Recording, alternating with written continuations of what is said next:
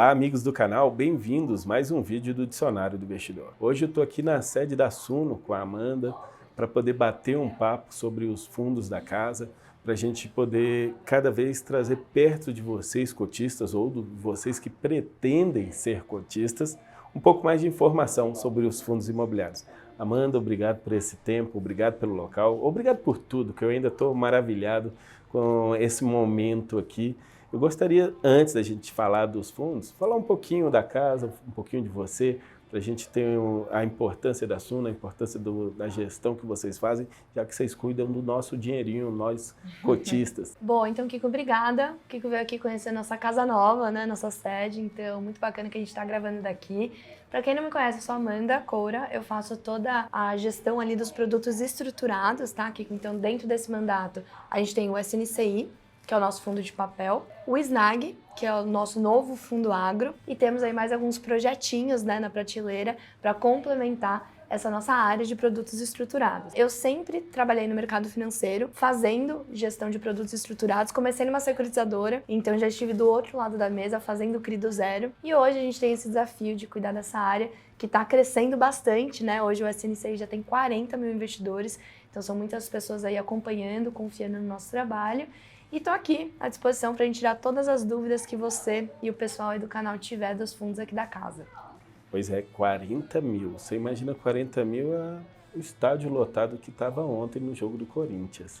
Realmente impressionante, é muita gente, tudo isso, responsabilidade da casa em cuidar do dinheiro desse tanto de gente. Parabéns para vocês. Já que a gente está falando do SNCI, eu gosto do SNCI porque vocês levam essa pegada híbrida nos indexadores. Um pouco IPCA, um pouco CDI, e com isso, qual a vantagem que vocês veem? Por que vocês colocaram isso nele, na escolha da carteira ser diversificada nesses dois indexadores? Boa, então tudo começou quando a gente criou o fundo, né? Quando a gente fez o regulamento do SNCI, a gente fez um regulamento bastante amplo. Então ele é um fundo que ele não precisa se guiar por alguma política definida de investimento. A gente aqui a nível de gestor, a gente vai fazendo as alocações conforme for mais benéfico, de acordo com o momento de mercado, e conforme a gente entender que traz o melhor balanceamento de risco. Então, posto isso, nessa questão de mercado, a gente muito ativamente vai mudando a carteira de indexadores do fundo. Quando a gente fez o IPO do fundo, que foi lá no meio do ano passado, no meio de 2021, o fundo era majoritariamente IPCA. A gente tinha mais de 90% da carteira que corrigia a inflação. Por quê? Porque a gente estava em um momento de inflação de 2 dígitos, isso trazia um rendimento diferencial para a carteira. Então, naquele momento, para a gente foi importante ter uma carteira com mais CRIs, né, mais dívidas indexadas ao IPCA. Hoje, a gente vive um momento completamente diferente. A gente tem uma inflação caindo, inclusive variação negativa, né, no mês, que é a deflação, e a gente tem uma Selic aí na casa de 2 dígitos que deve se sustentar por alguns anos. Então, o que a gente fez nesse cenário? A gente foi mudando a carteira do fundo. Hoje, a gente tem 20% da carteira CDI+, 75% IPCA e um pedacinho ali GPM. Então, essa gestão flexível do fundo, né, esse mandato amplo, deixa a gente calibrar melhor a exposição do fundo de acordo com movimentos de mercado que tragam uma sinergia melhor para o cotista. E ativamente estamos aumentando, tá? Essa exposição em CDI. Hoje é 20%, a gente imagina que isso vá para próximo de 30% aí com as próximas negociações que a gente está fazendo. Já que você falou em próximas negociações, como é que é feita a escolha dos CRIs que vocês colocam dentro da carteira? Como é que esse aqui merece vir para o SNCI? Como é que vocês decidem isso? Bom, então vamos lá. Essa pergunta é legal porque, como eu comentei, minha primeira experiência foi fazendo CRIs, né, fazendo securitização. Então isso trouxe uma inteligência muito bacana para a gente de análise e de estruturação primária, né? O que é estruturação primária? É eu montar do zero uma dívida. Isso traz um alinhamento muito melhor, faz com que as nossas condições negociais estejam refletidas no papel. Então hoje o time faz tudo isso, tá? Hoje o nosso time aqui ele é composto por 3 pessoas que analisam ali todos os dias muitas operações, eu que fico como responsável da área e o Vitor que é o CIO da Asset. Então todas essas pessoas estão ligadas na tomada de decisão. A gente tem comitês 3 vezes por semana, que chamam comitês de investimento. A gente passa ali as análises, né, de todas as operações e faz uma deliberação positiva à operação ou negativa, dependendo de critérios macros e critérios micros ali do papel, além do nosso rating. A gente desenvolveu um rating, que é uma nota, né, de crédito que a gente dá, dependendo do perfil da operação, e tudo isso pesa na hora da gente decidir, né, nesses comitês, se a gente julga ser favorável ali ou não ao investimento.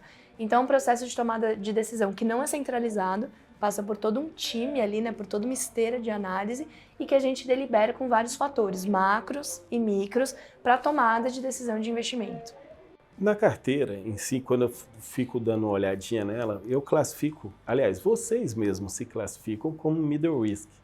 Eu, inclusive, de vez em quando, ainda classifico um middle risk mais próximo de high grade do que dos high yields, já que hoje a gente tem alguns chamados ultra high yields, pode-se dizer assim. Mas como é que é esse equilíbrio aí que vocês pretendem para poder manter esse prêmio tão alto? Inclusive, se puder, se você lembrar aí qual é o prêmio, que eu não estou lembrado agora, poder passar para o pessoal atual, o último que teve, que está bem interessante mesmo o prêmio da carteira que vocês conseguem em cima do IPCA e em cima do CDI. Boa, então vamos lá, por partes, né? Primeiro, nosso posicionamento quanto ao perfil de risco do fundo, né? Existem os fundos de papel que são mais arriscados, que a gente chama de high yield, que eles alocam em operações que tem normalmente um risco de desenvolvimento, de vendas, né, de obras, então isso tem um prêmio maior, mas um risco maior também. E tem aqueles fundos de papel que são os menos arriscados, né, os high grades, que normalmente alocam em operações corporativas, de empresas listadas, né, que tem um prêmio menor, mas que o risco de crédito é muito mais baixo também. A gente, Kiko, a gente gosta de se posicionar como risco médio. Então, a gente tem a maior parte da carteira em operações sólidas, robustas, com risco de crédito baixo, porém, a gente tem aquelas operações que trazem ali uma rentabilidade maior e tem um nível de risco ali um pouco mais elevado também. A gente consegue essa carteira muito balanceada com a nossa alocação e por fazer muita oferta primária, que é aquilo que eu comentei, desenhar do zero, muitas vezes a gente não traz mais risco para a carteira, mas consegue uma taxa maior também. Porque a gente não tem que ficar pagando um monte de terceiro que é envolvido na operação. A gente faz literalmente do zero. Então isso traz um alinhamento muito grande para o investidor. Nessa gestão ativa, que desenha as coisas ali do zero, isso é refletido em taxa final e os custos reduzidos do fundo fazem com que a gente tenha ainda um resultado maior, né? Então nesse cenário que a gente se posiciona como um risco médio, a gente consegue entregar rendimentos muito semelhantes a fundos mais arriscados, exatamente por essa sinergia de custos do fundo e por desenhar a operação do zero, que traz ali um spread, né, uma taxa fixa maior para o investidor. Então, esse que é o posicionamento da CNCI.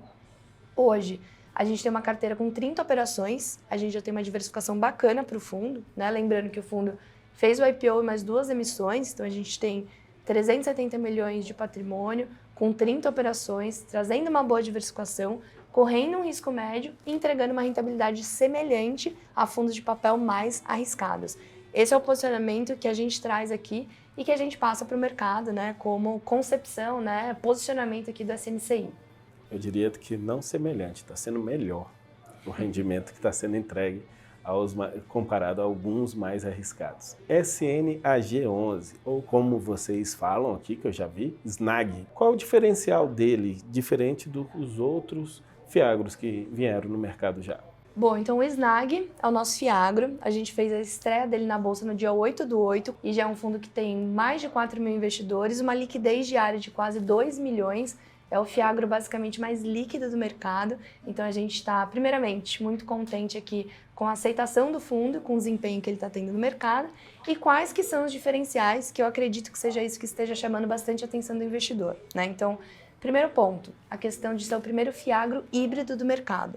O nosso fiagro, Kiko, ele vem com 84% da carteira em CRA, então em dívida ligado ao agronegócio, e 16% da carteira em imóveis rurais. São 2 imóveis no Mato Grosso que vão servir de centro de distribuição ali de sementes para Boa Safra e são imóveis muito bem posicionados que atuam como centros logísticos. Então é o primeiro fundo que tem 2 tipos de ativo, tanto dívida quanto um ativo real, que tem uma taxa de valorização real também.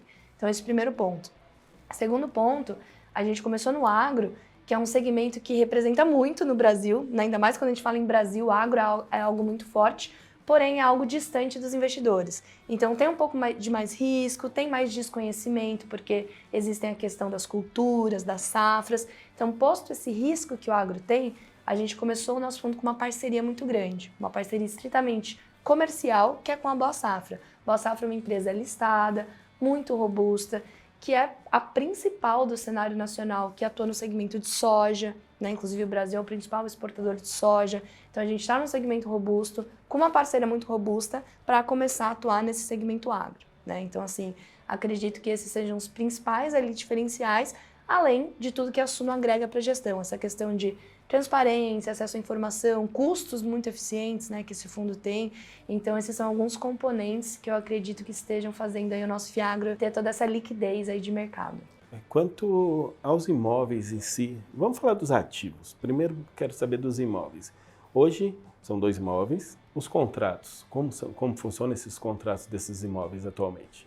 Bom, então são 2 imóveis, um fica em Sorriso e outro em Primavera do Leste, os 2 no Mato Grosso, que é uma região muito forte nessa parte de agro. Esses imóveis, eles funcionam da seguinte forma: eles vão ser galpões, basicamente, de centro de distribuição de sementes da Boa Safra, e o fundo firmou um contrato de arrendamento, que é como se fosse uma locação junto com a Boa Safra. Esse contrato tem um prazo de 10 anos, então de validade. Durante 10 anos, esse contrato vai vigorar. Ele tem uma remuneração de IPCA mais 8% ao ano, então essa é a correção ali do contrato. E ele tem uma característica muito forte que chama atipicidade, né? O que isso quer dizer? Se a Boa Safra, em algum momento dentro do prazo de validade desse contrato, que são 10 anos, quiser rescindir, né, terminar com o contrato, ela tem que pagar todos os aluguéis remanescentes, né, para o fundo não ficar com nenhuma expectativa futura ali de aluguel não recebido. Então, essa característica do contrato é o mais forte que se tem, né, nos contratos de locação, de arrendamento que existem no mercado, e a gente tem essa fortaleza do contrato com essa fortaleza do parceiro da Boa Safra em regiões extremamente importantes, né? Então, essa que é a concepção desses imóveis, que representam 16% do fundo, mais ou menos. E passa uma segurança. Quando a gente vê uma empresa listada como inquilino, não vai ser de um dia para a noite que ela vai sair. Mas agora eu quero falar dos CRAs. Bom. Os CRAs que vocês ainda não saiu no relatório, mas eu ouvi dizer que você já pode contar essa história para a gente. Como é que eles vão vir? Como é que vai ser o duration, a expectativa de prêmio? Bom, então vamos lá. O CRA, ele vai sair no relatório agora de agosto, que a gente liquidou ali no comecinho do mês. Então, no próximo relatório, a gente já traz todos os detalhes e como que vai funcionar esse CRA, Kiko. Esse CRA, ele é um CRA, primeiro, extremamente diversificado. A gente tem 42 contrapartes nos CRAs, pessoas físicas e pessoas jurídicas que possuem contratos de compra de soja. Então, é isso que dá o suporte ao pagamento desse CRA. São contratos pulverizados pela concentração. Então, primeiro, são 42 contrapartes, tem ali uma concentração média de 3% por contraparte. É muito diversificado regionalmente, então tá basicamente em todo o centro-oeste. Tem até no meu Tocantins. Tem até no seu Tocantins. Quando a gente abrir ali o mapa de exposição desse CRA, você vai ver o quanto que é diversificação regional também, então isso ajuda no risco. Esse é um CRA que tem uma remuneração de CDI mais 3% ao ano, então é um CRA que vai conseguir aproveitar dessa escalada de juros, né, atual que está tendo, com essa taxa fixa de 3% ao ano, e ele tem um prazo de 15 anos. Então, é uma dívida de 15 anos que ela vai se renovando toda a safra, sempre com essas CPRs, que a gente chama, né, que são cédulas ali do produtor rural, de contratos de sojas, né, de sementes de sojas, desses produtores com a Boa Safra. A Suno veio inovando quando se fala de taxas. É taxas de administração, é taxa de gestão, é taxas de novas emissões das subscrições bem menores que as praticadas no mercado. Qual é o segredo? Como vocês conseguem fazer isso com um preço menor que os outros fazem? Bom, então vamos falar primeiro das taxas que suportam os fundos, né, que é basicamente a taxa de gestão. No SNCI e no SNAG, a gente tem uma das taxas mais baixas do mercado como um todo. No SNCI, a gente trabalha com 0,9% ao ano de gestão e administração e não possui performance. E no SNAG, a gente trabalha com a taxa de 0,92% ao ano sem performance. Então, os dois veículos vêm com menos de 1% ao ano de taxa total e não possuem essa performance. Por quê, né, Kiko? Esses são fundos que eles vão ter majoritariamente na sua carteira crédito. A gente entende que quando tem crédito, a performance pode enviesar mal o gestor, né? Tomar eventualmente alguma decisão de alocação que traga uma rentabilidade maior para alcançar essa performance, mas pode trazer um risco também.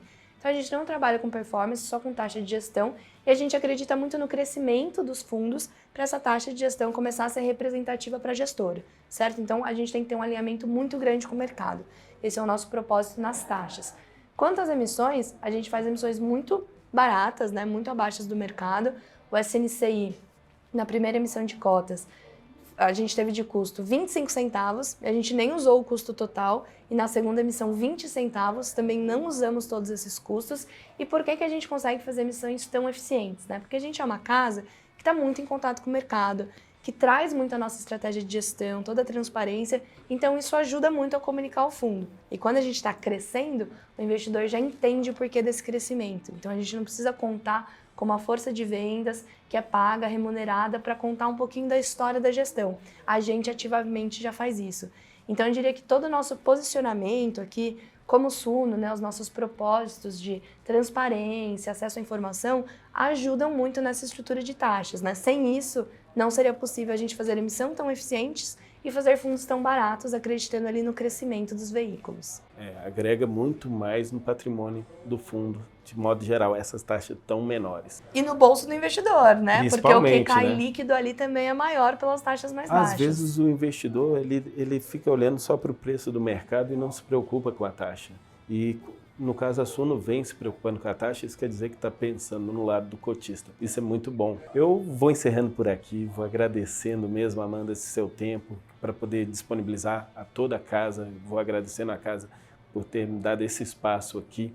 Acredito realmente que vocês vão crescer muito e vocês vão mudar e inovar o mercado.